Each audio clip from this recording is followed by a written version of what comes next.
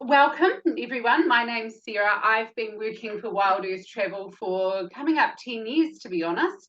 I'm based in Auckland as the sales rep and partnerships manager, and Tomasa is joining us this morning from Christchurch office, as she has literally just got back from Tahiti a few weeks ago. Not even a few, only a couple of weeks ago. Yeah, So moving on, just for those of you who do know Wild Earth, just a refresher, we are small ship experts, and we can say that hand on heart. The company has grown authentically from first-hand experience, and we're owned and operated by one of the world's most experienced expedition leaders, Aaron Russ. The elusive Aaron, he never very rarely joins our webinars because he's always off exploring, and I can report this week he is in Japan. On board Heritage Adventure as expedition leader for that voyage. So I'm sure that there'll be a webinar scheduled later in the year because that is a destination we're returning to next year as well. So on your behalf, we deal with 70 operators all around the world and over 250 small ship vessels. So at any one time, you've got the choice of about 2,000 itineraries with us. And our team are certainly experts when it comes to the experience and knowledge and that first-hand experience of these vessels and these destinations. And it's everything from expedition right through to luxury, and from the polar regions to the warmer ones as well, which is quite nice. So when we talk small numbers, we are talking very small ships. We're talking anywhere from 8 to about 250 passengers, and smaller is definitely better for a lot of the destinations these ships travel to. A lot of the time, the areas are offering amazing cultural experiences, history, there's photography-themed voyages. Obviously, there's wildlife that varies depending on where in the world you are, but it's all at your own sense of adventure. So you can stay quite comfortably on the main vessel, or you can be out and about exploring in the Zodiacs and, of course, on land as well. So there's absolutely something out there for everyone. And we pride ourselves as being your matchmakers, finding the right destination and right voyage and right vessel for you. So moving on, French Polynesia, certainly a warmer part. Look, I've made myself feel a little bit more authentic with my background this morning. 118 islands in the South Pacific. Now that just screams get on a small ship to explore these islands, because logistically, for a start, that's a fantastic way to get around the island. Idyllic beaches, the flora is amazing, the history, and of course the culture. And as I mentioned earlier, Tomasa has just returned. Her tan has worn off, but you certainly had a tan in that photo, honey. And I'm going to hand over to Tomasa, who's going to tell us more about the destination and her adventures recently in French Polynesia. All right. Introduce yourself. Hi, while Nissa fixes my PowerPoint. Here we go. So I'm Tomasa, and as Sarah said, I have just come back from Tahiti. I was on board of Le Polgogan, and I did the Tahiti and Society Islands itinerary. So Tahiti is the main city on Tahiti. So that's where you would fly into. I'll just introduce a little bit the French Polynesia and Tahiti. So you would fly into Papeete. It's an easy 4.5 hours flight from Auckland. If you are from Australia, unfortunately, you have to transit Auckland. There are no direct flights from Australia to Papeete. And there's a few big resorts on Papeete, and it's really nice to spend a couple of days before the cruise to acclimatize yourself, especially if you're coming from a colder place, and before you get on the ship, or you might have to do that because of flight schedule. So for example, the cruise started on a Saturday and we had to get there on a Wednesday. What a shame, to be able to get on the ship for Saturday. So we spent a few days at a resort. Majority of resorts are close to the city itself of Papeete. They're all kind of bigger resorts. They don't have a huge amount of personality, but they're a really nice place to spend a few days in. Okay, There we go. let's try again. So carrying on, sorry about that. On the islands, the weather usually is constantly 27 to 29 degrees throughout the year. So it doesn't really matter when you go, it's always going to be warm. The rainy season is November to April usually, so you do get a little bit more rain during those months. However, a short shower most days is not uncommon. So you'll see in some of the pictures, some days we were on an island and you could see the ship maybe 500 meters away, and it was raining on the ship, but it was nice and sunny on the island. So even if you do get a little bit of rain, it will last for maybe 15-20 minutes and then the sun will come back out. French and Tahitian are the main languages spoken. Not everybody speaks English. We found that we went to some of the food trucks. We did explore a little bit outside of Papeete itself, outside of the resort in Papeete, and not everybody speaks English, but they do speak French, and everybody is really friendly. We did go to some of the food trucks to eat. Papeete itself is quite expensive, especially for the resort, so it's nice to go outside and sample some of the fresh food that they offer in the food trucks. The currency that you use is a Pacific French francs, and also they do take US dollars in some of the shops, and some of the taxis, for example, will take payment in US dollars as well, but bring cash because credit cards are not really that common.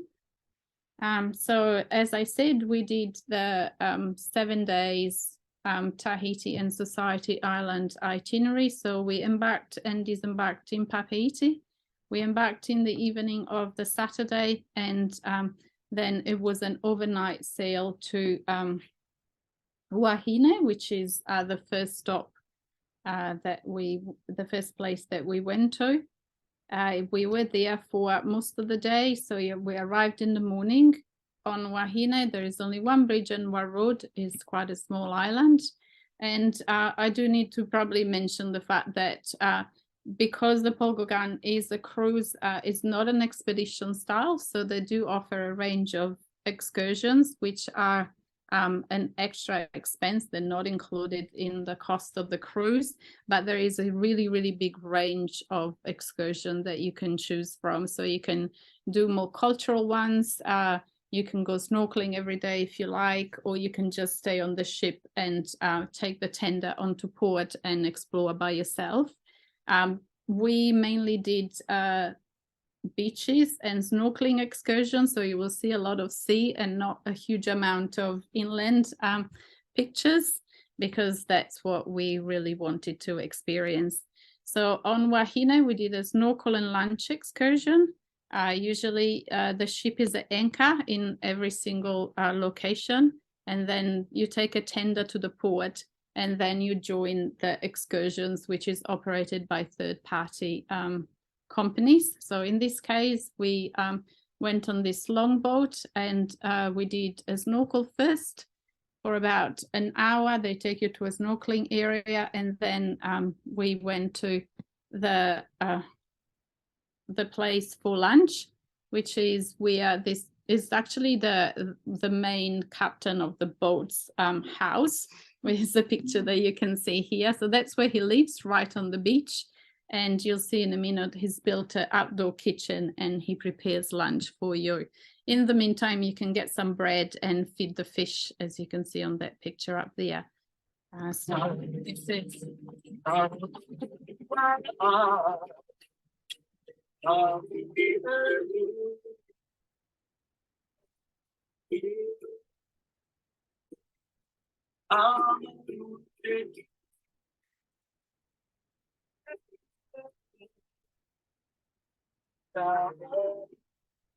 So this is how we were welcomed and taken around for the day. And once when we got to the gentleman's house, I cannot remember his name, sorry. As you can see, he built a kitchen right in the water, where he had some fresh fish, and he'd made some curries the previous day, and he we prepared the ceviche right on the beach, and we helped out squeezing some lime, and he'd grated some coconut the day before, so he made freshly squeezed coconut milk, and then we ate it on the tables right in the water.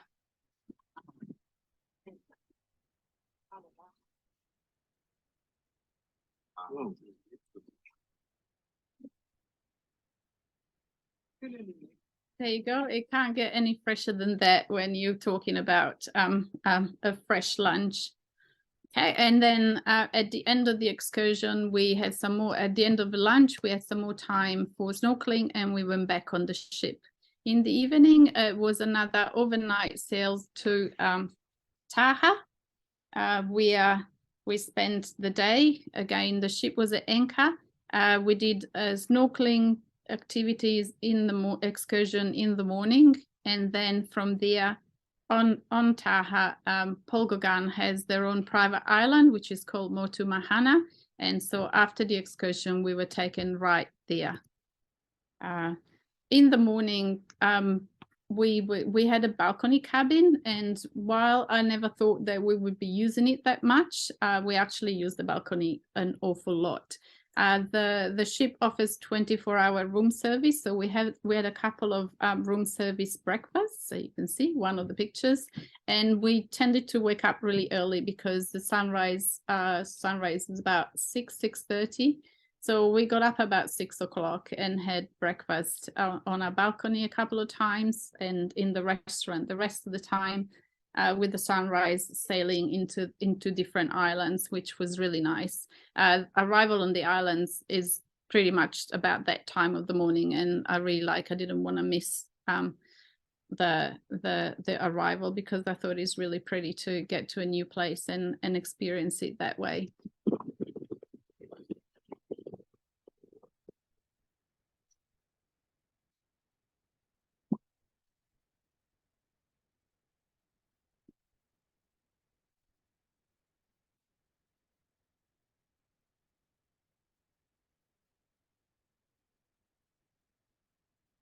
Okay, and then after the drift snorkeling excursions, as I mentioned, we taken to Motu Mahana, which is Polgogan's private island, which is pretty amazing.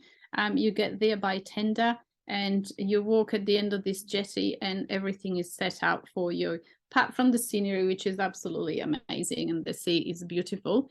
They have a fully stocked bar with any drinks you might like that you can have put into your own coconut, as you can see there from the picture. There's lounges that you can make use of, and on your arrival, you're greeted by some.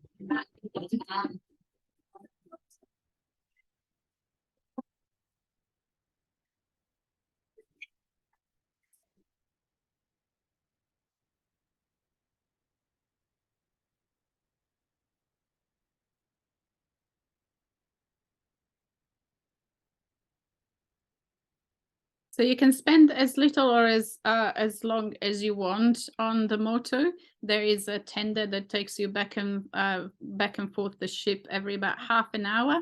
And once when we arrived, then they cook a barbecue lunch, and they have different types of activities. They have the kayaks, and they have other activities. They teach you how to tie a pareo, which I can't think of the word in English right now. And there's volleyball set up for you, or you can just swim or relax at the beach. From Taha, it's a really short sail to Bora Bora, and in Bora Bora you stay overnight. So the ship is at anchor for 2 days, and there are tenders into the port until late in the evening. Apparently there's a few quite well-known restaurants in Bora Bora where quite a few of the passengers wanted to go and eat. And you can do that. You can go and have dinner there because the ship is there overnight. So you can catch a tender back until about 9 or 10 o'clock p.m. to the ship. Bora Bora itself is one of the most well-known places in French Polynesia. The beaches are beautiful. We had a look around the town. We didn't go to any of the other beaches because you needed to take a taxi, and we had other activities organized. But the main town has a couple of churches and some souvenir shops. So it's not a place where you will go and spend a huge amount of time unless you're doing an excursion on the island, which will then take you to other areas. In Bora Bora, we did choose to do one of the excursions that have been highly recommended, which was a shark and stingray swim, which is what we did, which was amazing. Definitely recommend anybody to do these excursions. You can do it in Bora Bora, you can also do it in Moorea, and you actually have sharks, reef sharks and stingray swimming all around you. The water is really shallow. You can touch the bottom. So if you're a bit unsure, you're not like in super deep water where you have to like swim with the sharks. It is quite safe. You're taken there by a boat, and then after we swam with the sharks and the stingray, there is another stop to a reef. And that was on the very first day in Bora Bora. On the second day, in Bora Bora, Paul Gauguin has access to their own private beach, which is a different beach from the Motu that we saw before. It doesn't have any facilities, and it's probably the most beautiful beach that we went to, in my opinion, in the whole trip, because there is nothing there. They'll bring some kayaks, they'll literally bring a chili bean with some cold drinks, and then you can stay as long or as little. Again, there is a tender that takes you back and forth the ship, but there isn't a jetty, there isn't it's not set up like the other one. There is no food, there's no toilets, and you can literally put your towel down, sunbathe and swim and spend a day like that, which is what we did. And then from Bora Bora, it's an overnight sail to Moorea. Usually the weather and the sea is quite settled, but we had quite a rough sailing into Moorea. It is literally about 12 to 13 hours, and we weren't quite warned, and nobody really knew that it could get quite rocky on the ship in French Polynesia. But it rained and it was stormy the whole night. So in the morning when we got to Moorea, we had it was very wet, and a lot of the passengers didn't get a lot of sleep because of the movement of the ship and because of the storm. So all the excursions were cancelled for the day. But again, there is still a tender that takes you into Moorea, into the ship, into the port, and then you can go and explore by yourself if you like. Moorea is another overnight stop, so the tender goes until later in the evening, and you can spend the couple of days doing as much or as little as you like. On that day, we decided not to do much. My daughter, who I travel with, didn't get a lot of sleep, and a lot of the other passengers didn't get a lot of sleep. So we exchanged stories, and we sat by the pool and had some sleep and rested, which was actually really nice because it was the first time that we had a chance to spend some time by the pool, which we would not have enjoyed otherwise because we were always off the ship. The day after in Moorea, we did an excursions on land, and they took us to a lookout, which is the picture up there where you can see the Paul Gauguin down below. And in the middle of the island, which used to be a volcano, the soil is really fertile, so they grow pineapple. And then after that, they took us to a rum shop and a pearl shop. So I thought the excursion was nice in parts, but in other parts was a little bit commercial, which is good because if you wanted to do a little bit of shopping or buy something that is typical of the islands, that's your chance to do that. And then from Moorea on the second day in the evening is a really short sail back to Tahiti, where the ship is alongside overnight. So that's a little bit more of Moorea. They took us to a temple, and for the ones of you that were listening before, that's the handbag and the crowns that we made on one of the other islands. There's always activities on the ship as well that you can join throughout the day if you don't want to leave the ship. And on the last day, there is a farewell for the crew. There isn't a gala evening as such. The farewell is just the crew is farewell by the swimming pool, and they all file past. Then you say goodbye to them. Is not a dressy evening by any means. There were still some people had already dressed up for dinner, and some people were still in their swimming costumes. So it's just a nice chance to see the crew all together and farewell them and thank them for the week. And on our departure, we also had a guest chef, which is the pictures right on the right hand side on the top. He did a couple of demonstrations. He's cutting a moonfish there, which I'd never seen before. It was quite an amazing fish. And then the fish was used in all of the restaurants for dinner that night. And then the chef itself hosted a couple of dinners throughout the trip. And that was that. And then we reached Tahiti in the evening, and we had an early flight. The flights back to New Zealand and Australia leave at 8:30 in the morning. And it is possible to catch that flight. It is a little bit of an early start, but the ship will organize a transfer to the airport or to wherever you want to go. So there's no problem about leaving, disembarking early. Okay, so a little bit about the ship itself.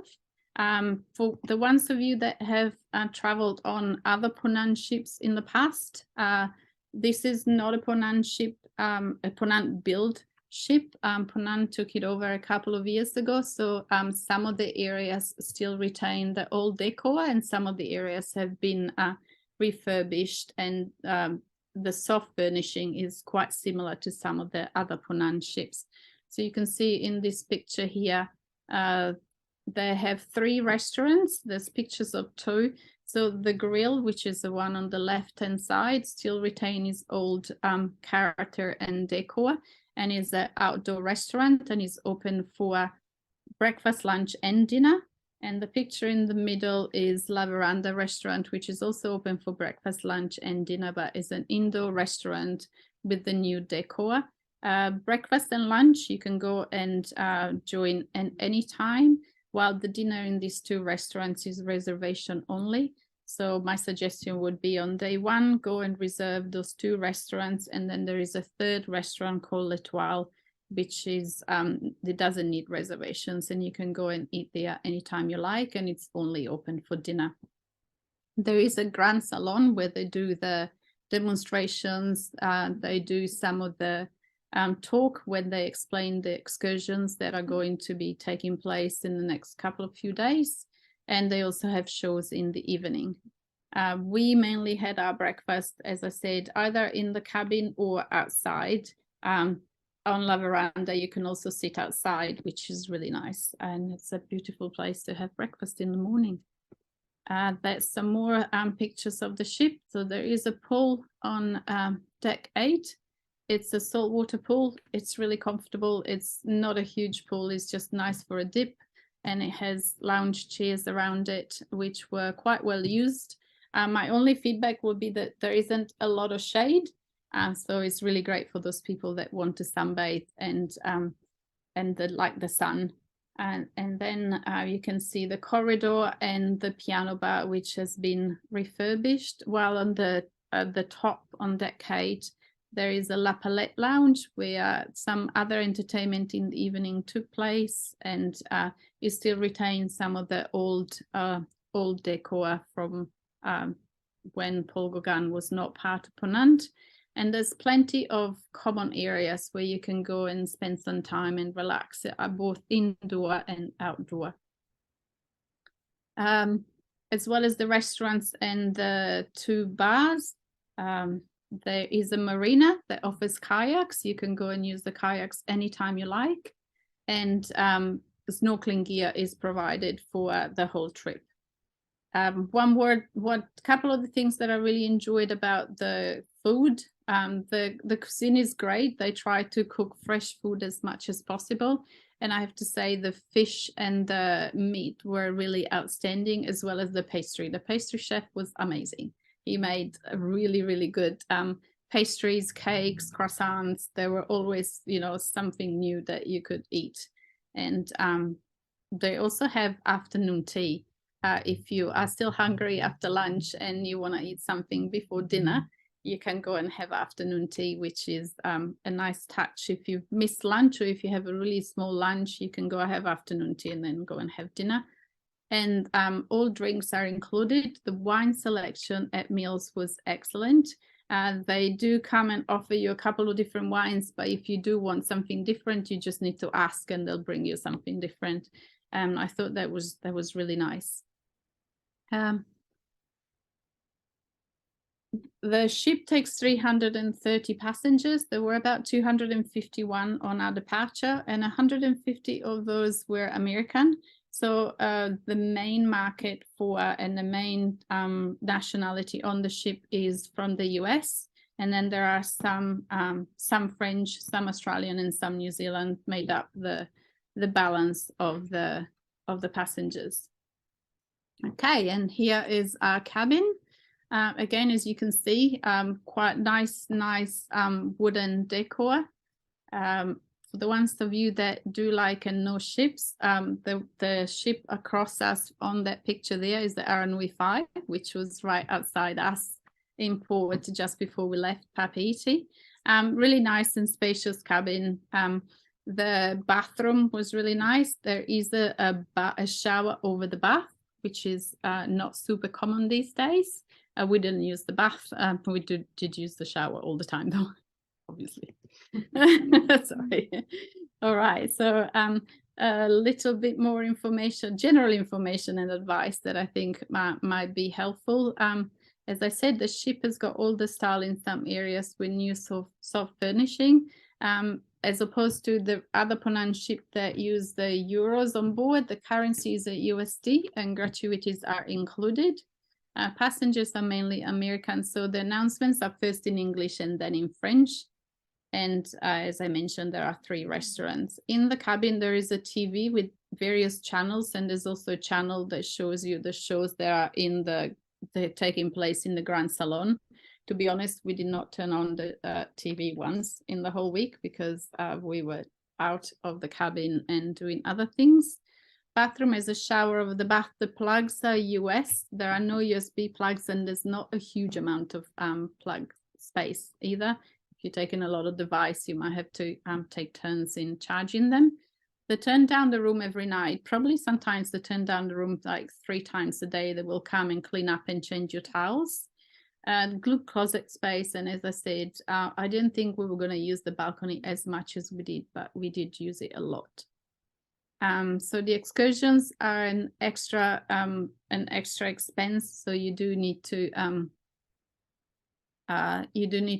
can either pre-book them before you get on board and you pay on board, or you can book them all on board if you like. My suggestion would be to pre-book them. There was quite a long line when we first arrived of people that wanted to book the excursions, and some of them do sell out. But if you want to change them, you can. You can change any excursions up to 12 o'clock of the day before they're due to go. You can change, cancel, or rebook. There is no gala dinner as such, as I've mentioned. So the dress code is smart, casual, yacht. So it was in the evening. In theory, there is no genders or shorts, but we did see some people that were quite casually dressed at dinner as well. Definitely do the sharks and stingray excursions. Sunset is about 6 to 6:30 every night, and it does get dark really quickly. So you don't get the long days like you would get here in the summer or in Europe in the summer. So that's one other reason why we did tend to get up really early in the morning to make most of the day. And as I mentioned, the pastry chef was great. The fish and the wine selection and the snorkeling gear is included. Okay. And I think that's pretty much everything from me. I'll just leave you with a few other pictures of my favorite things. Really was the beaches, the color of the water and the color of the sea that changes while you're on a boat. And the fact that in some places you couldn't even tell where the sea ended and the sky started. Sunset and sunrises are beautiful, and it's just the blues, and it's just a really relaxing place where you can do as little or as much as you want, and everywhere you look, you have a beautiful scenery.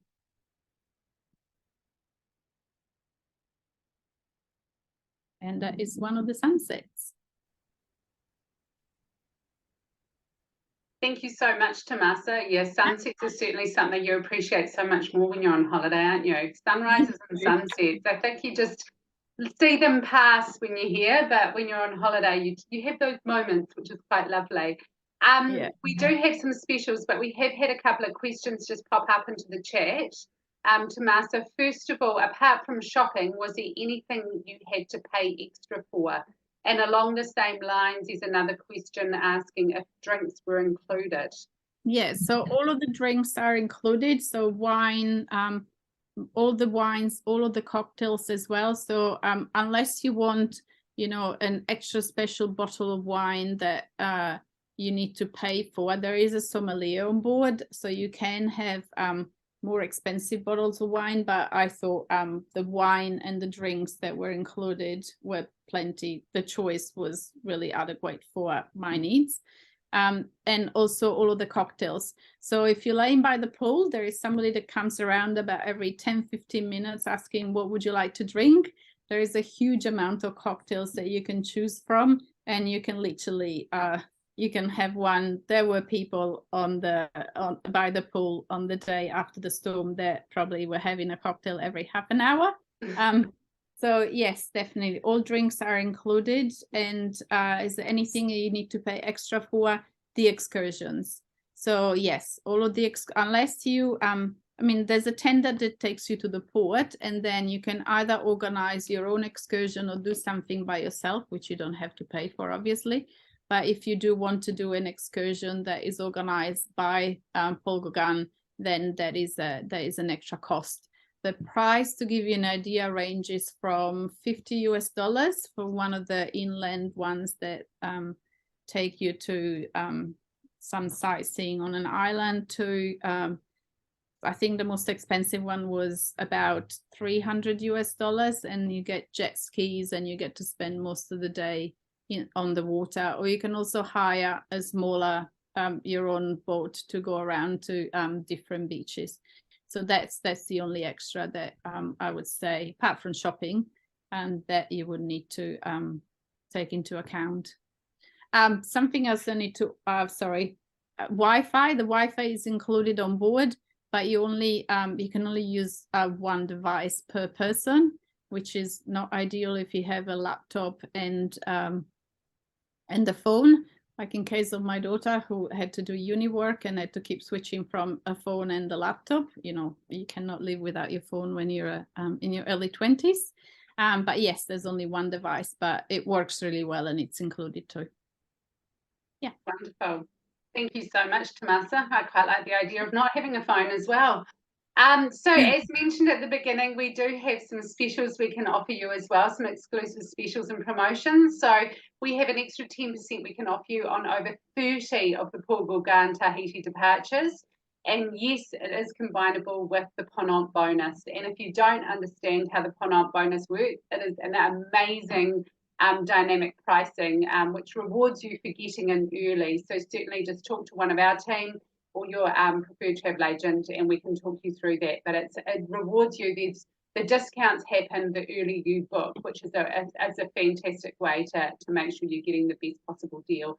And on top of that, an onboard $200 credit we can offer you as well, perhaps for one of those awesome excursions or to spend in the boutique. You won't need it on the cocktails, crikey. The spa. The spa. The spa is an extra cost. Yeah. Did you have a massage all in the name of research? No, I let the fish bite my feet, and that was that.